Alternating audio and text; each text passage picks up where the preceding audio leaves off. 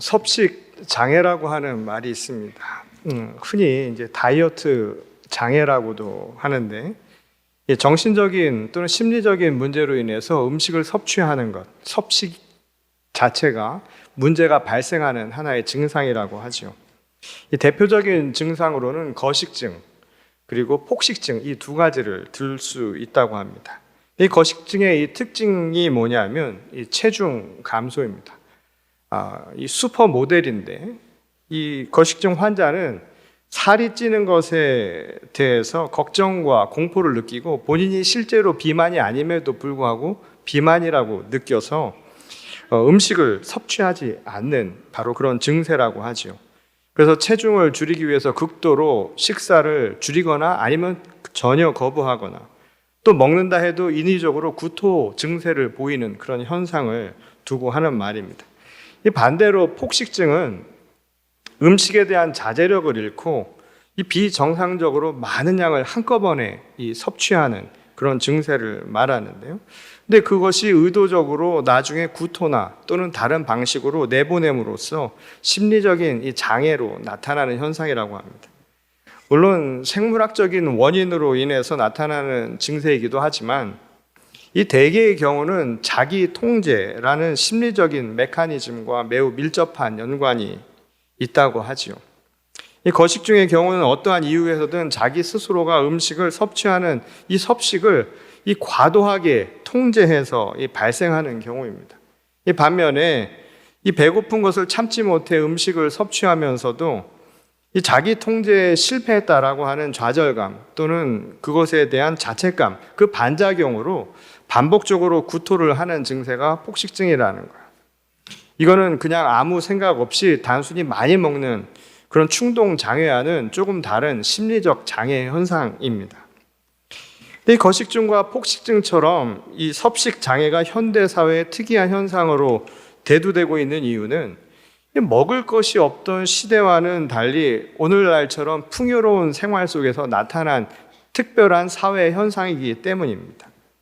이 먹을 것이 없어서 생존을 걱정하던 시대에는 정말 찾아보기 어려운 그런 현상이라는 거예요. 이제 음식을 단순히 먹고 또 사는 생존의 문제로 보는 게 아니라 때로는 미적인 취향 또는 사회적 관계 속에서 타인과의 관계를 의식한 일종의 사회적 현상으로 나타나기 시작을 했다는 겁니다.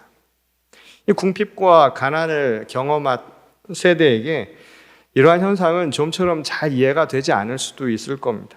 이 배부른 세대에 이 빗나간 염려 정도로 그렇게 여길 가능성이 굉장히 크죠.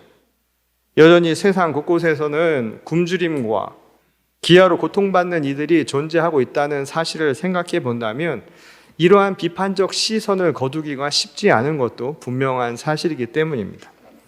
이 프랑스 파리에 위치한 세계 불평등 연구소가 이 금년에 발간한 보고서에 따르면 이 코로나 팬데믹 기간 동안 사회 경제적 양극화가 더욱 심화되었다라는 결과를 보여줍니다. 현재 상위 소득 10%가 전 세계 소득의 76%를 차지하고 있는 반면에 하위 50%는 2% 정도에 해당된다라는 이 통계 결과가 이를 잘 증명해 주고 있지요. 그러니까 현대 사회에서도 섭식 장애와 같은 특이한 현상을 모두가 공감할 수 있을 것이라고 하는 생각은 어쩌면 착각일 수 있다라는 것을 가르쳐주는 또 다른 증거라고 할 수 있을 겁니다. 그럼에도 불구하고 제가 오늘 이 섭식 장애라고 하는 다소 생소한 주제를 설교의 제목으로 선택한 것은 이 특이한 신경증 증세가 단지 음식을 먹는 일에만 적용되는 것이 아니라는 사실 때문입니다. 우리의 신앙생활에도 그대로 적용될 수 있는 내용이라는 거예요. 이 앞에서 언급한 것처럼 섭식 장애는 이 먹는 것이 더 이상 생물학적 생존의 문제가 아니라 우리 삶의 취향 내지는 사회적 관계 또는 환경에 적응하기 위한 이 심리적인 자기 통제와 관련되어 있다라는 특징을 갖고 있죠. 쉽게 말하자면 먹고 사는 문제가 아니라 이 남의 눈에 어떻게 보이는가, 이것에 관한 심리적 문제가 되었다는 거예요. 그런데 이러한 현상을 우리의 영적인 신앙 생활에서도 찾아볼 수 있다는 것입니다. 언제부턴가 이 생명의 양식인 이 말씀을 먹는 것이 우리에게는 더 이상 생존의 문제처럼 여겨지지 않고 이 자기 편리에 따라서 선택하고 또 그것을 고르는 취향의 문제처럼 여기게 되었다는 거예요. 일종의 영적 섭식 장애가 발생한 것이죠.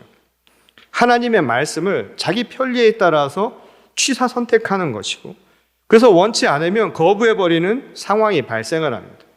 이 말씀을 분별하지 못해서 또는 마구잡이로 폭식하는 경우도 생겨서 제풀에 지친 그래서 시험에 드는 신앙인들이 많아지고 있다는 사실입니다. 예컨대 세상의 풍조에 흔들려서 말씀을 아예 거부하는 이런 상황은 그것은 늘 보아왔던 아주 비신앙적인 모습이니까 너무나 자연스러운 현상일 수 있을 겁니다. 흔히 신앙적으로 시험이 들었다라고 말하는 것이 여기에 해당되는 것인데, 근데 문제는 요즘에는 그러한 시험에 당했을 때 이겨내려고 하지 않는다는 거예요. 내가 그런 문제를 맞부딪혔을 때 한 번이라도 이 문제를 해결하기 위해 노력조차 하지 않는 바로 그런 시대를 살고 있다는 겁니다. 이 신앙도 세상에 길들여진 채로 좋은 게 좋은 것 아니냐, 이런 안일한 태도를 보이고 있다는 것이죠. 더 큰 문제는 이 선택적으로 폭식을 하는 경우입니다. 이 하나님의 말씀도 자기 편리대로 취사 선택하는 거예요. 그래서 일방적으로 한쪽만 받아들이는 것이죠. 그래서 그것이 가져다 준 문제는 이 다른 상황이나 다른 말씀, 때로는 귀에 들어오기 어려운 이야기를 잘 들으려 하지 않는다는 거예요. 그래서 나와 다른 것은 인정하지 않고 오히려 비난하고 또 공격까지 서슴지 않는 일들이 오늘 신앙 세계에서 벌어지고 있다는 것입니다. 그러다 자기에게 조금이라도 그게 도움이 되지 않는다 싶으면 언제든지 돌아설 수 있는 것이죠. 배운 말씀조차도 다시 개원해는 영적인 장애 현상이 벌어지고 있다는 것입니다. 이러한 현상에 대해서 오늘 전도서 기자는 이렇게 일가를 하고 있지요. 내가 해 아래에서 행하는 모든 일을 보았노라. 보라, 모두 다 헛되어 바람을 잡으려는 것이로다. 지금 이 전도서를 쓴 이 솔로몬 왕, 이 지혜의 기자는 이 하나님의 지혜로운 말씀이 아닌 세상의 그 어떤 것도 결국 우리 삶의 궁극적인 목적은 아니라는 것을 이야기해 주죠. 그것은 오히려 우리의 삶을 허망하게 만들 수 있는 것이라고, 때로는 우리를 허망한 길로 인도하는 유혹일 뿐이라고 단언을 하고 있습니다. 그러니 생존이 달린 생명의 문제가 아니고는 우리에겐 다 부차적인 문제일 수 있다는 거예요. 그리고 나아가서는 부질없는 일이 될 수도 있다는 것입니다. 근데 여기서 말한 생존이라고 하는 것은 우리의 육신의 생존만을 의미하는 게 아니죠. 우리의 영적인 생명을 두고 하는 말입니다. 그러니 우리의 영의 생명을 두고 이것을 생존의 문제로 바라보지 않으면 문제라는 거예요. 이것을 넘어서는 그 어떠한 것들도 결국 부차적인 문제가 될 수 있기 때문이라는 겁니다. 이를 아주 잘 보여주는 것이 오늘 또 다른 본문인 누가복음의 말씀이죠. 어리석은 부자에 관한 비유 이야기는 바로 전도서 기자가 이야기한 이 생명의 목적이라고 하는 것을 우리에게 다시금 알려주는 메시지입니다. 이 비유의 내용은 대략 이런 내용이었죠. 이 부자가 어느 해 농사를 지어서 많은 큰 소출을, 그러니까 수확을 올리게 된 것입니다. 이 한마디로 대박이 나는 거예요. 얼마나 소출이 늘어났는지 현재의 곡간으로는 다 채울 수 없을 정도로 많은 양이었던 것으로 보입니다. 이 부자 농부에게는 너무나 기쁜 순간이었겠죠. 근데 그 순간조차 그는 마음에 평안을 얻지 못했습니다. 왜냐하면 그것을 어디다 다 채워넣을 것인가. 아마 많은 이들은 이런 이야기를 들으면 참 속 좋은 고민한다, 그런 생각을 하실 거예요. 별 걱정 다 한다, 이런 생각을 하실지 모르겠습니다. 그럼에도 불구하고 수많은 수확을 거둔 이 사람에게는 그것을 어떻게 보관할 것인가, 이게 굉장히 중요한 문제였던 것이죠. 사실상 없는 사람들에게는 한 번쯤 해보고 싶은 그런 고민이 아닐 수 없었던 거예요. 이 지난주 여러분들도 신문이나 언론을 통해서 보셨겠지만 이 복권 당첨액이 1.2 빌리언, 한화로는 1조 7천억 원, 아주 큰 로또 당첨자가 나왔죠. 많은 사람들이 거기에 인생에 한 번을 걸어보려고 한 분들이 많았던 것으로 알고 있습니다. 저도 고민이 좀 됐었어요. 혹시 되면 어떻게 되나. 부자와 똑같은 고민을 해봤습니다. 그래서 저는 안 샀습니다. 사면 될까봐 안 샀습니다. 근데 이 금액이 잘 와닿지 않으시지요? 이 금액이 어느 정도인가를 봤더니 하루에 10,000불씩 400년을 써야 되는 거예요. 이런 것을 가지고 고민을 하시는 분들은 일단 나한테 주면 알아서 고민할 테니 돈만이라도 다오, 이런 생각을 하실지 모르겠어요. 근데 참 억울한 생각이 잘 안 들죠? 그런데 이것을 번다고 생각을 해보면 얘기가 완전히 달라집니다. 제가 그 돈을 벌려고 생각을 해보니까 태초부터 지금까지 돈을 벌어야 되는 거예요. 우리의 상상 바깥의 어마어마한 금액이죠. 근데 지난주 CNN을 비롯해서 몇몇 언론을 통해서 제가 본 기사들의 대부분 내용은 이 금액에 당첨된 사람이 이 금액을 어떻게 써야 할 것인가에 대한 기사를 내보냈습니다. 참 별 걱정도 다 한다, 이런 생각을 할 분들이 많겠지요. 이것이 바로 이 부자가 가지고 있었던 똑같은 질문이었다는 거예요. 이렇게 많은 수확을 얻었는데 이것을 어떻게 저장할 것인가? 내게 가지고 있는 것을 어떻게 그것을 쓸 것인가 조차도 우리에게는 문제거리가 되었다는 겁니다.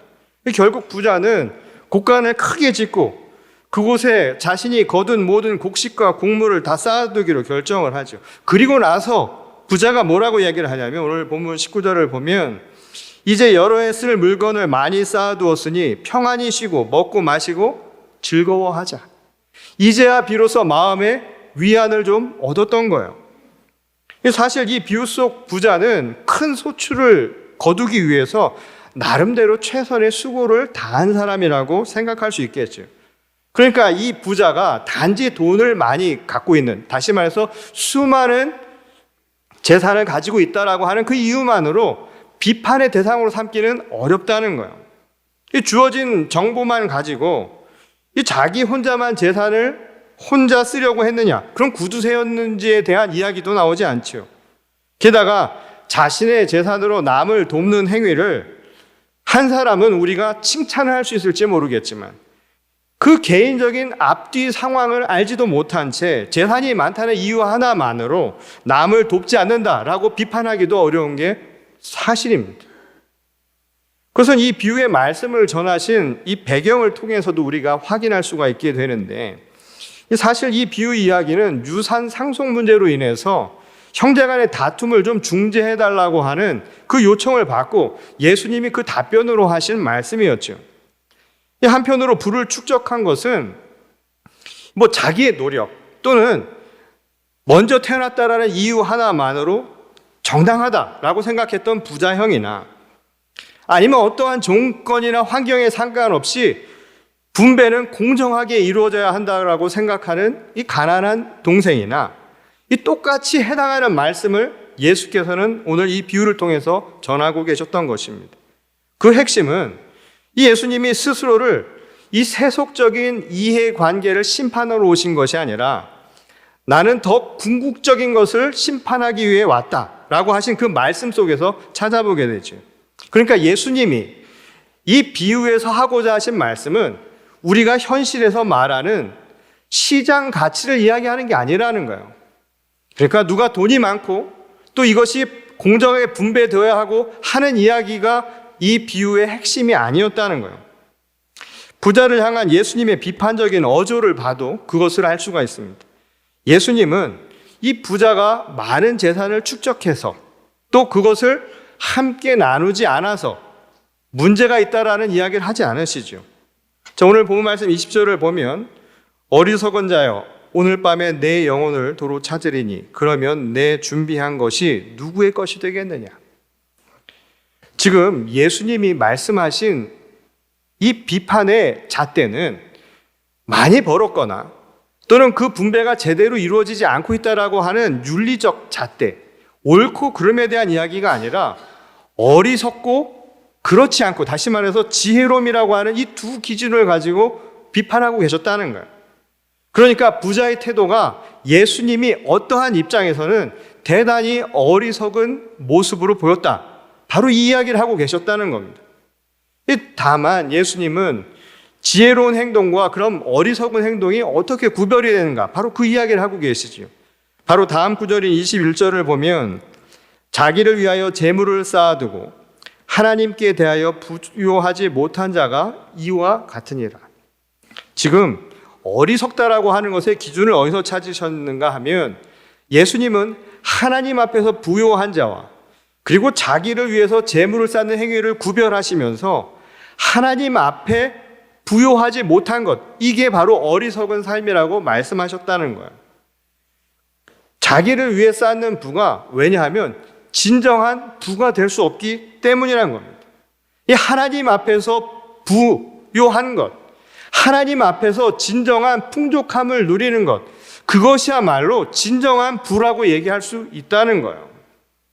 근데 여기서 어리석다라고 하는 이 표현은 이 오늘날 우리의 언어로 다르게 바꾸어 표현하면 비합리적이다라는 것에 가까운 말입니다. 이 사람이 어리석다라고 하는 것은 어떠한 목적이나 방향이 있는데 그 길로 가지 않는 거예요. 예를 들어서 밖을 나가려면 저기를 가야 하는데 이쪽으로 올라오는 행위는 비합리적인 선택이죠. 잘못된 선택입니다.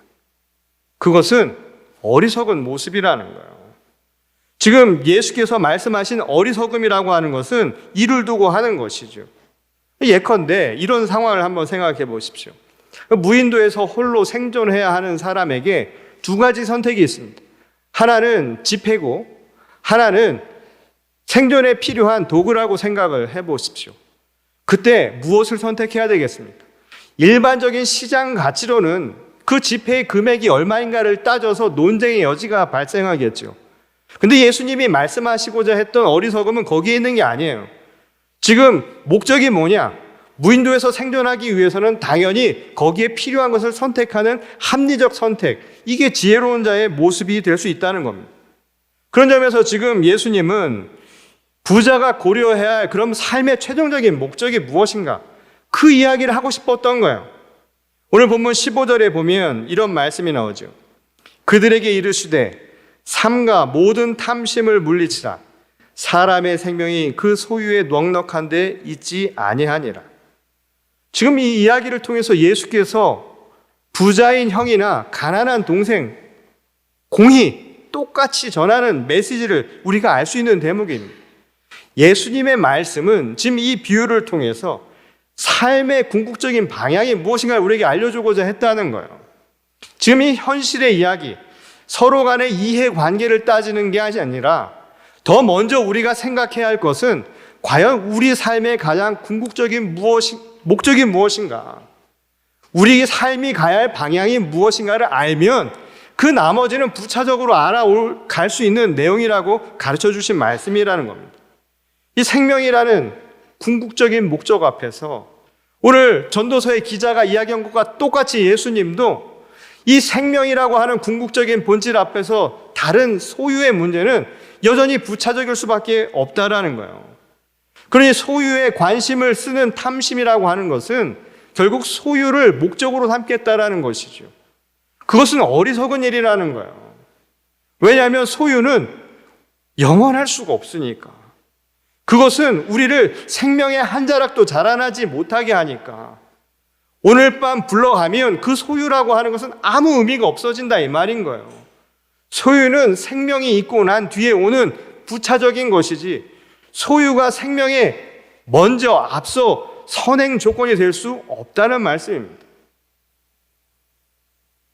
오늘날 우리가 토지를 소유해도 그 소유한 토지가 우리보다 오래가는 법이죠. 내 생이 다 되면 그 소유는 두고 가는 겁니다. 공술에 공수거라는 말처럼 우리는 빈손으로 왔다 빈손으로 가는 것, 이건 지극히 당연한 거라는 거예요. 그러니 내려놓아야 할 것이 우리 삶의 방편으로 필요는 하겠죠. 그러니 많이 벌고 잘 쓰고 하는 것 중요한 문제지만 그것을 예수님은 비판의 대상으로 삼지 않으셨다는 거예요. 더 중요한 것은 우리가 그 문제에 앞서서 질문해야 할 것은 내 삶의 본질적인 목적이 뭐냐고. 지금 무엇을 위해 사느냐라고 질문하고 계신 겁니다. 사람을 볼 때도 사람의 소유를 보고 사람을 판단하잖아요. 그 사람이 가진 재력이 얼마고, 그 사람이 가진 가족의 환경이 어떻고, 그 사람이 가진 학벌이 어떻고, 소유가 우리를 설명하는 시대를 살고 있다는 거예요. 근데 그것으로 사람을 평가하지 말라는 거예요. 예수님은. 그보다 더 중요한 것은 바로 그 사람, 그 생명이 우리에게는 우선되어야 하는 일이기 때문이라는 겁니다. 근데 문제는 세상에 이것을 모르는 사람이 도대체 어디 있을까요? 이렇게 자명한 이치를 모르는 사람이 없어서 세상에 문제가 발생하는 게 아니라는 사실이죠. 마치 모르는 사람처럼 살고 있기 때문이라는 거예요. 생명의 소중함보다 어느새 소유의 가치가 우세한 현실을 살아가잖아요. 아마 여기 계신 연륜이 있으신 분들은 경험을 통해서도 아실 거예요.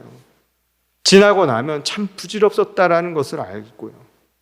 자식을 다 키우고 나니까 아이를 본 것보다 아이의 그 무엇을 주려고 하는 것에 더 집중했던 그 이전의 자기 모습이 부끄러워지기도 하고, 더 좋은 시간을 갖지 못했다라는 것, 더 많은 기억을 만들어내지 못했다라는 것들이 안타까운 마음이 들기도 하죠. 그것이 오늘 우리들의 삶에 아주 현실이 되어버렸다는 거예요. 예수님의 표현대로 바꾸면 본말이 전도된 상황이 벌어지고 있다는 겁니다. 그것이 재산을 많이 축적하고 또 그것을 어떻게 분배하며 사는가. 오늘날 현실 속에서의 정의와 또 오늘 우리들의 삶의 모든 질문들은 그 수준에 머물러 있지만 더 본질적인 문제는 왜 사느냐고 묻는 거예요. 지금 우리 삶의 궁극적인 목적이 뭐냐고요. 어쩌면 우리는 각자 서로 다른 탐심을 가지고 그 소유를 위해서 그냥 눈을 붉히고 밝히고 살았던 것은 아닌가. 예수님은 생명이 우리 삶의 진정한 목적이 되지 않는 한 우리 인생은 어리석음을 반복할 뿐이라고 가르쳐주고 계신 겁니다. 이것이 바로 오늘날 우리가 영적 섭식 장애를 경험하는 이유라는 거예요. 왜 우리가 이렇게 하나님의 말씀을 취사 선택할 수밖에 없는가? 삶의 궁극적인 목적을 생명에 두지 않고 탐심이 우리를 지배하고 있기 때문에 나타난 현상이라는 거예요.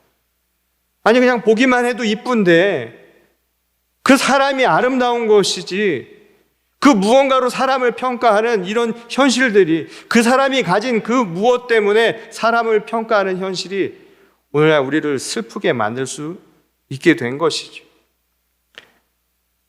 소유에 대한 집착이 하나님의 말씀을 때로는 거부하게 만들기도 하고요.